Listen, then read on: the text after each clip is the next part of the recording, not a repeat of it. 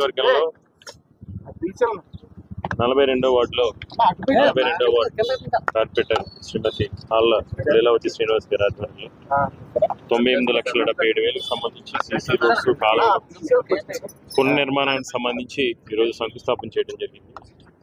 ఇదే కాదు, ముఖ్యంగా ముఖ్యమంత్రి గారి ఆదేశాల మేరకు విశాఖపట్నాన్ని ఒక అంతర్జాతీయ నగరంగా తీర్చిదిద్దాలి, పరిపాలనా రాజధానిగా తీర్చిదిద్దాలి. తప్పకుండా ముఖ్యమంత్రి గారి యొక్క ఆదేశాలను శిరసావహిస్తూ ఇప్పటికే ఈ నియోజకవర్గంలో సుమారు 415 కోట్ల పైచీలకు నిధులు ఈ నియోజకవర్గ అభివృద్ధికి కేవలం మౌలిక వసతులకు సంబంధించి రోడ్స్ కానీ, హాస్పిటల్స్ కానీ, డ్రైన్స్ కానీ, స్టెప్స్ కానీ, మంచినీటి సదుపాయానికి సంబంధించి కానీ, విద్యుత్ సమస్యలకు సంబంధించి కానీ 4,15,00,000 రూపాయలు నిధులతో ఇప్పటికే ఈ నియోజకవర్గానికి సంబంధించి పనులు ప్రారంభించడం జరిగింది.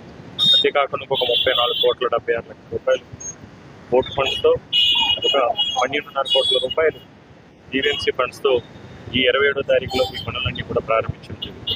అంటే జగన్మోహన్ రెడ్డి గారి ముఖ్యమంత్రి అయిన తర్వాత ఈ నియోజకవర్గ అభివృద్ధి కోసం కేవలం మౌలిక వసతుల కల్పన కోసం రోడ్స్కి, డ్రైన్స్కి, అంగన్వాడీ సెంటర్స్కి, స్కూల్స్కి, హాస్పిటల్స్కి, విద్యుత్ సమస్యలకు సంబంధించి ఇప్పటి వరకు కూడా 315 ప్లస్ అవి 50 అంటే 415 సుమారు 460 కోట్ల రూపాయలు 460 కోట్ల రూపాయలు నిధులు వెచ్చించింది.